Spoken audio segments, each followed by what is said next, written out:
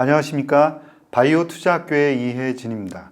많은 응원 보내주셔서 감사드립니다. 보내주신 질문과 의견 중에서 같이 공유했으면 좋은 내용은 정리해서 영상으로 보내드리도록 하겠습니다. 앞으로도 바이오 관련한 유익한 정보를 전해드리도록 노력하겠습니다. 최근에 부진한 바이오 IPO 현황에 대해서 좀 말씀을 드릴까 하는데요. 하반기 이후에 IPO한 기업들의 바이오 기업들의 그런 공모 가격을 보면 상당히 부진을 면치 못하고 있습니다. 이것은 높은 금리 환경 하에서 적자를 내고 있는 그런 기술 특례 바이오 기업들에 대한 투자자들의 잣대가 더욱 엄격해졌다 이렇게 이제 볼 수 있는데요.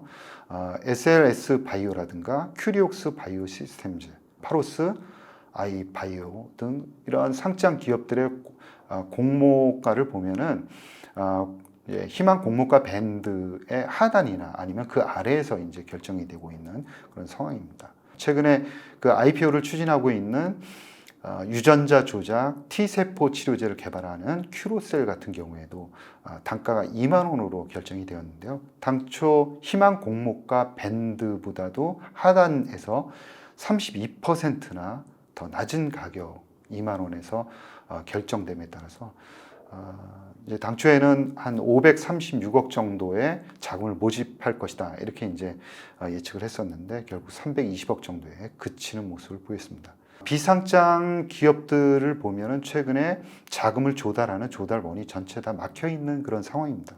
따라서 지금 현재 자금 사정이라든가 금융 현황이 안 좋을 때는 상장을 조금 미루는 그런 결정을 충분히 하면서 상장 시기를 조율해 왔었는데 지금 자금 사정이 굉장히 긴박하게 돌아가다 보니까 공모 가격이 예상가보다 다소 낮더라도 자금을 확보하겠다 이런 생각으로 공모를 강행하는 그런 흐름이 바이오 IPO의 부진한 원인이다 이렇게 분석할 수 있을 것 같습니다.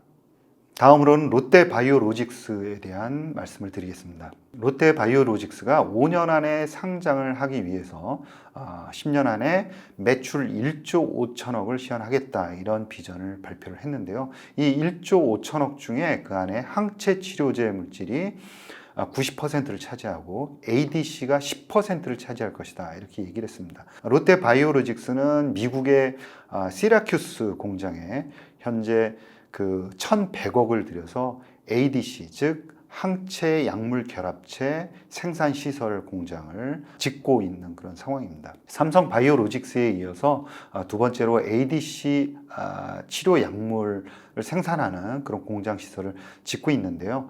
향후 그런 바이오 CDMO를 위한 모달리티 다변화를 서두르고 있는 그런 모습입니다. 시라큐스 공장 시설은 2024년 내년에 완공을 하고 2025년 1분기부터 생산을 시작한다는 그런 계획을 갖고 있습니다.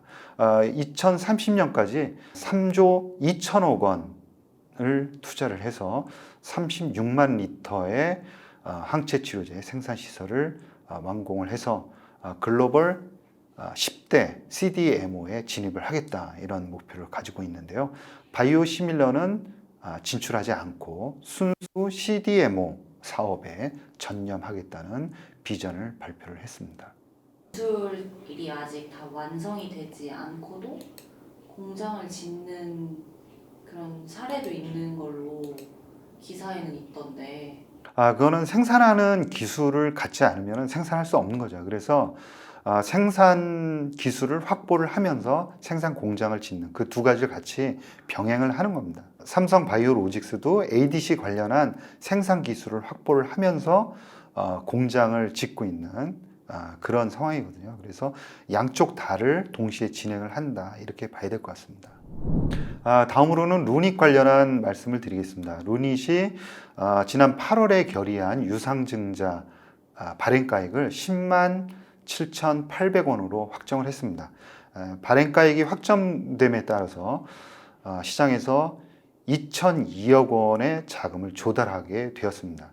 금리 상승과 또 지정학적 리스크에 따라서 코스닥 시장이 상당히 불안하게 움직였고요. 그에 따라서 지수 자체가 상당히 불안했고 루닛의 주가도 좀 하락하면서 당초 계획했던 그런 조달 금액 대비해서는 다소 줄어든 금액입니다. 그러나 2천억 원 이상 자금을 확보하게 되었고요. 루닛은 확보한 자금으로 크게 보면 두 가지를 실천할 것 같은데요. 첫 번째로는 다양한 암을 조기에 진단하는 기술을 개발하겠다 이렇게 이제 밝히고 있고요. 두 번째는 암 치료제를 개발하는 이 전 과정에서 AI 기술로 혁신을 일으켜서 약가를 떨어뜨리겠다 이런 두 가지를 실천을 하는 겁니다. 이 두 가지 목표는 전부 다 향후에 암을 정복하겠다라는 그런 목표를 향해서 조금씩 전진해 나가는 과정이다 이렇게 이제 해석을 할 수 있을 것 같습니다. 루닛은 유상증자를 마무리한 후에 11월 10일 기준으로 해서 주당 한 주의 무상증자를 실시할 예정입니다. 그리고 루닛이 다보스 포럼의 준회원 자격을 얻었다 이런 기사가 났는데요. 기존에는 1년 단위 멤버십이었었는데 이게 아니라 향후에는 영구적 의미의 준회원 멤버십을 갖게 되었다 이렇게 볼 수 있습니다. 그래서 의료 AI 업체로는 사상 처음 다보스 포럼 준회원에 가입이 됐고요. 우리나라 중소업체로도 첫 번째 사례로 기록되게 되었습니다. 준회원 자격증을 얻게 됨에 따라서 제약이라든가 또 의료기기 업체들의 인맥 그리고 각국 정부의 고위 관리자와의 네트워크 형성이 보다 한층 더 강화될 것이다 이렇게 이제 평가를 할 수 있을 것 같은데요. 루닛도 준회원 자격을 얻으면서 가시적인 그런 파트너십 성과를 내겠다라고 포부를 이야기를 하고 있습니다. 현재 진행 중인 호주라든가 또 그 사우디아라비아에서 진행하고 있는 국가 암 검진 그 프로그램에서 최초로 AI 기법을 적용한 그런 시범 사업도 적극적으로 추진을 하고 있는 그런 상황입니다. 최근에 또 우리나라 제약 바이오 업체들이 중동 지역으로 진출하는 사례가 활발한데요. 10월에 루닛은 사우디 보건부 산하 세하 가상병원에 루닛의 AI 솔루션 확대 공급을 위한 MOU를 체결을 했습니다. 그리고 사우디 정부가 추진하고 있는 헬스케어 분야 디지털 혁신을 위한 헬스케어 샌드박스에도 국내의 기업으로는 처음으로 참여를 하게 되었습니다. 이렇게 해외 네트워크를 또 확장을 하고 그리고 또 학회를 통해서 루닛 스코프 관련한 연구 성과를 지속적으로 발표함으로써 빅파마와의 그런 기술 라이센스 아웃, 그 다음에 해외 매출의 가속도를 낼 것이다. 이렇게 전망을 하고 있습니다. 지금까지 루닛과 관련한 소식을 전해드렸습니다. 여러분 경청해 주셔서 감사합니다.